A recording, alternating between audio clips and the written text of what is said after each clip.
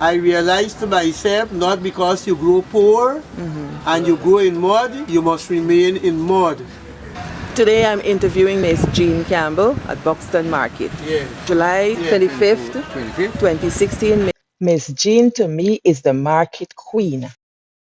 Hello and welcome. This is What the Stories Say. If this is your first time here, I am your host, Dr. Pauline Baird. I'm a cultural bearer from the village of Buxton. That's what I like to call myself. I tell our stories, our family histories, our whispered stories, our long lost and sometimes forgotten traditions. And as we say in my village, Buxton, what the stories say. Today I have stories for you. I want you to listen. Oh, what am I wearing? I'm wearing Dara Dara. Dara is my sister, my baby sister, as I say. She's a grown woman, but she's an entrepreneur and single mom, and she's doing things. So if you like to wear linen, chic clothing, and accessories like these, check her out on Instagram, Dara Dara Handmade. And before you go and listen to the story I have prepared for you, I want you to click that button that says follow if you're on Facebook. And click that button subscribe if you're on YouTube. Let's share the love. Share this thing like food. Like, comment. Thank you very much and listen. So Miss Jean, when I was a girl, I used to see you in this market selling. Yeah. How long you been selling in the market? 40 years. 40 years. 40. 30 years. What brought you to the market? Well, what brought me to the market? I had to look after my children. I had to need them to get good education. The father wasn't there for them, so I tried my best as a mother to upkeep them, that they could get a fair amount of education. I realized to myself, not because you grow poor and you grow in mud, you must remain in mud. At least if you have ambition and you're looking forward to life, you would look for the best for your children. You would need them to be good citizens. They must learn to respect big people. They must learn to speak proper grammar. They must learn to be useful citizens. And most of all, they must be disciplined. I have 4 children alive. So, in working in this market, do you think it was a good practice? The people you met in the market, how were you and them in terms of social relationships? At times, you just be nice to people, but then you have to get faith. They just be difficult at times. And you just, when you know better, they say you have to do better. You just have to avoid them and look forward. Continue looking forward, not backward. I noticed you have plantain, cassava, edo, and so on. These were the things you always sold for the last 30 years? Always. And fruits, banana. Banana. Yes, and banana. Okay. Back in the day when I used to come to the market, you had vendors all along here. Around. And my grandmother used to be right in this part over here. All around. And cousin Vadney used to come over here. But now the market is just you. What's going on? Yeah. Well, the average set of young people, they don't like to work. They don't like to work because they tell themselves when you doing selling is a low class work. But if they could get to steal it from you, they would try. So that's from experience. Yeah, experience. Or they credit it, and when you ask for your money, you get a good mouth licking. Yeah. So inside the market, you had them Booker and them Carnell. Yeah. They were before you, or you came and met them? They were before me. Did you have like rivalry in the market with them? No, not with me. Okay. I tell myself this world who everybody live in, and who is for me would come to me, and who is for the bookers, they would go to them. Okay. I didn't have no qualms with nobody. Yeah, but I just asked the Lord to keep me, and I should be contented with what little he showed me the way to get. I had nothing against nobody. Yeah, but I'm not sure if they had that. I'm just asking. Yeah. But the other thing I want to talk about, I'm interested in women's history. And because I feel like Buxton women make this village. I noticed the Booker and the Colonel were women, and then you are a woman. To what extent you think women really run this market in the time you've been here? What extent? Well, most of the women used to be big people. The young people don't want to sell. Okay. Big people, and at least I am satisfied because I educate my daughter and she's a headmistress in California, and I feel very proud because at least I put her to sit down and I used to speak to her and tell her sex you must, but books first.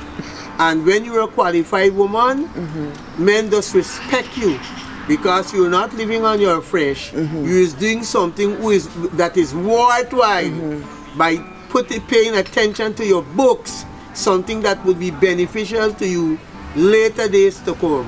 And I'm quite sure as a mother, she cherished me for that because I show her the right road. Okay. Yeah. That I like that. Because from what you just told me, I see like you did what you had to do and you now empower another woman, your child. Yeah. And so what you're doing is giving multi-generational knowledge and strength. Yeah. And to me, that's what I admire in the Buxton woman. Yeah. Yeah. I had five lawmen in my house. 2 police, 2 soldiers, 1 national service. Yes. Miss Jean, let's move from that. I know right in this market they had a lady named Bacanti. Who is Bacanti? She gone to the great beyond. She wasn't a Buxtonian. Oh. Was she Barbician? Yeah. Because she used to sing about Barbician. Yeah, she's not a Buxtonian. But do you know any of her history, how she came here or anything? I believe she was brought here by the Tratmans. Okay. Up front. Yeah. And she used to do and then work for people like cleaning and so forth. And do you know back then if there was a demand in the village or if it was a good paying job to be a cleaner, like do our head side wasn't up to standard, so I believe advantage used to be taken on her. Okay. They would give her anything they feel like. I see. Because I always wondered who she was. And I remember back auntie going to excursion. Yeah. She used to dress up nice and everything. Yeah. She used to come to my mother's house and scrub floor and things like that. Yeah. Over this side, they had a lady named Mayawala Baby. What was her right name? May Abrams. She related to the Abrams at Wellyard. Wellyard, that's over there. Wala Baby, that's Wala Baby's sister. Okay. So she was here after you or you met her here? I met her here. Okay. Now there was a time when this market had changed, when they had the GMC. Yeah. How did that affect the market and from your experience? Did it bring people? Did it take people? Or just sort of a different? People used to come in, it used to be more flourishing. People used to come in and buy because people from all walks of life, Indian used to leave Annidale and come. Because certain items when they are not getting it there, they used to come here and buy and make a turnover. Okay. And they used to have men in there with selling rice and paddy and so on. Yeah. Now, there's a thing that Morning. That I want your perspective on. I noticed that people from Buxton go to Annandale Market and Lusitnan and Monrepo Market on Saturday and buy, and then I come into this market. I feel like they're taking money out of this village and making another person village. What is your perspective on that? Well, what I have to say, you cannot tell people where to spend their money. And majority of people, they like to know they spend their money elsewhere because they have a dirty mind. They tell themselves, if they buy from Miss Jean or other people, you would get too much. Because I could remember a girl by the name of Tubuki telling me a day, people said they ain't gonna buy from you, Miss Jean, because you make big house. So I tell them, I said, selling is not all, is what you do with your money. You could be selling and still not putting your money to use. So then don't allow my big house to worry you. God is in charge and all is well. You could sell and make a big house just like me. Because I don't know why she had to say such a thing. Yeah. Another question I wanted to ask you about was Miss Gwenny.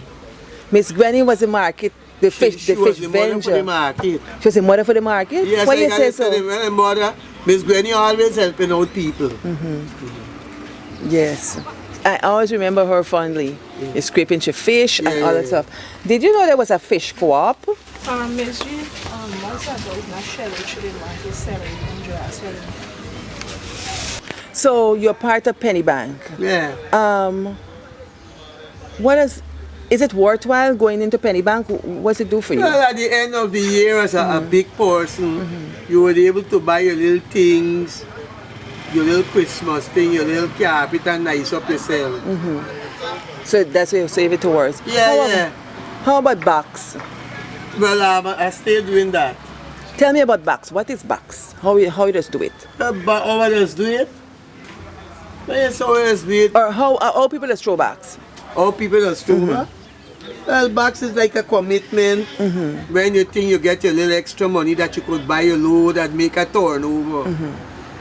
So it's like a way of getting capital. Well, yeah, that you could buy, for the market. Yeah.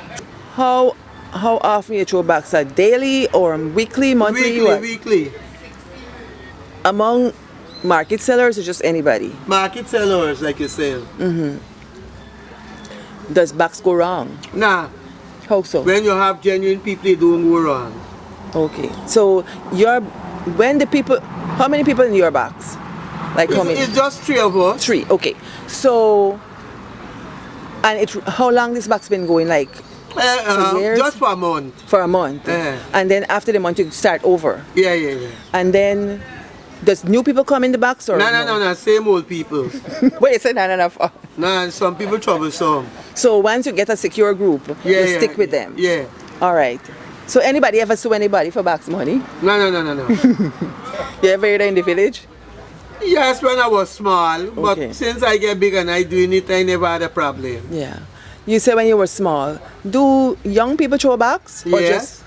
Young people stay doing that because the average set of young people, if they're in a monthly job, they working and their husband working, that is the only way they would build life fast. Okay. And when you say build life fast, what do you mean? If you want a chair rather than depending on your husband, you pull and you buy what you need. Yes, son? Yeah, so they could buy the little chair and different things. So yeah, so people say one hand can't clap. But is box a woman thing or a man thing? Anybody thing. You know of any men that play throw box? No. In box and in tongue. Most of the business people in tongue, that is what they do in throwing box. Okay.